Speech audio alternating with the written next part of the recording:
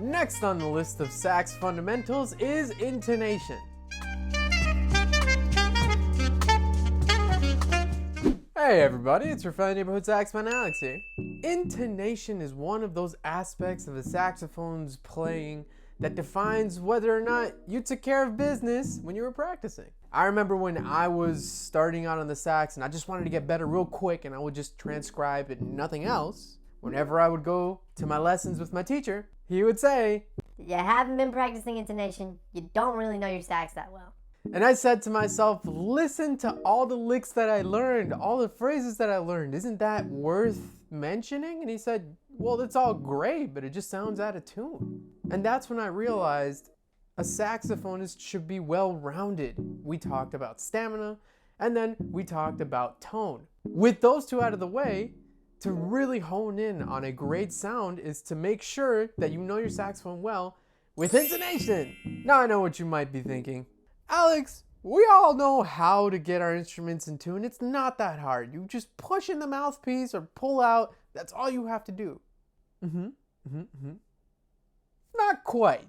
Yes, to get your instrument basically in tune, all you have to do is push in the mouthpiece or pull out the mouthpiece and you'll be sharp or flat or in tune relatively to where F sharp or G is for saxophonists, or concert B flat or concert A. But that isn't enough. In some previous episodes, I mentioned that this Mark VI is a very out of tune instrument. It is beautiful. It creates a great tone for me, and I love it, but it's out of tune. Some of the limitations that it has is that it's out of tune, especially in the higher register and especially in the lower register. And I have to know my instrument well enough to be able to manipulate my embouchure to make sure that those notes aren't so drastically out of tune in comparison to the other ranges. So one easy way to help you out with intonation is to just go through the entire range of the saxophone, have a tuner in front of you, and write down naturally what the note is inclined to do on your horn. I'm not going to sit here and do it for you because my horn is going to be different from yours. I will have a very flat C and you might have a very sharp C. Things like that. Every horn is unique and you need to find out how out of tune your horn is.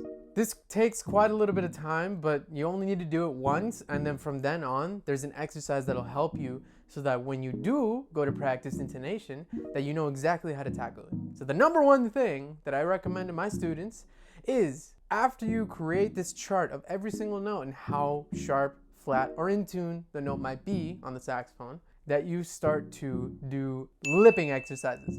Lipping exercises are basically you pushing the boundaries of how sharp you can get to how flat you can get, meaning you're pushing up with your lower lip to see how sharp you can get that note, and then releasing the tension on the lip to the other extreme to see how flat you can make the note before basically dropping your jaw.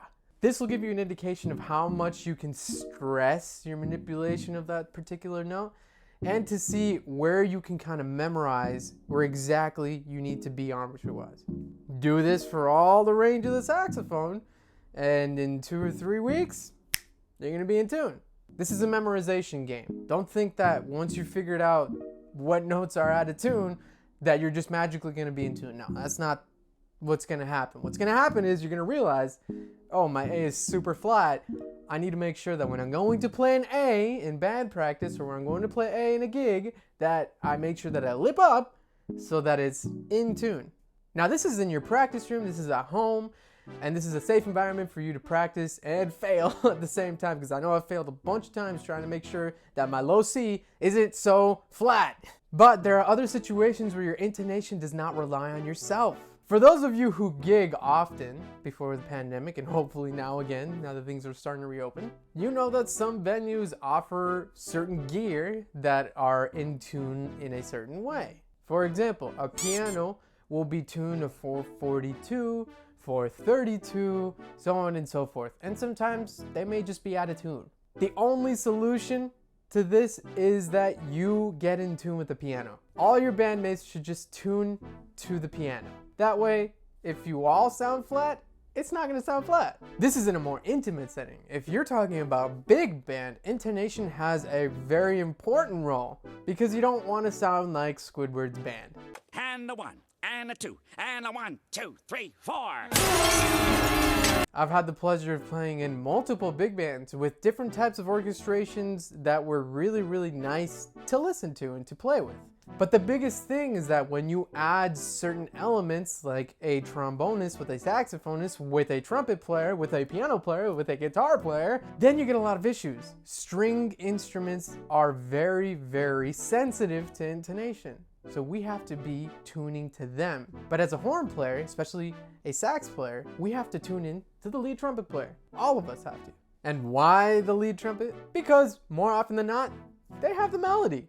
They are the top voice, and we have to listen to them. You can't be selfish and think, I'm the lead alto player, so therefore I have to be the one that makes sure that everybody tunes to me. No, because an alto saxophone is not higher in range than a trumpet player, especially a lead trumpet player who can probably play 2 octaves higher than our highest range. So just tune to them and make sure that you understand that trumpet players also have these limitations with tuning and intonation.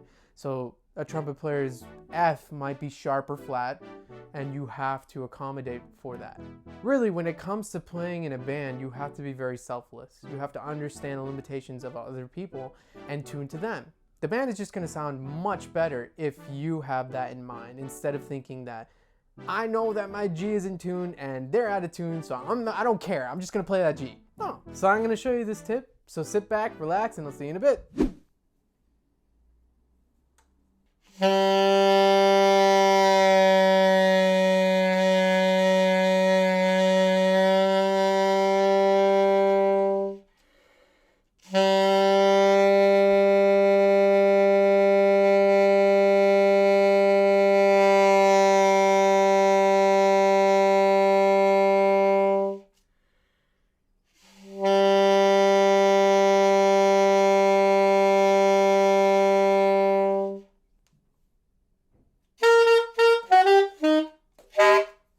I hope you enjoyed this tip, and I think intonation is a very crucial characteristic of a saxophonist and any other musicians playing that should be addressed on a daily basis. For those of you who are beginning in sax, don't forget this part of practicing. I know it's boring, I know it doesn't sound great, but you'll appreciate it more when you get into the intermediate and advanced levels.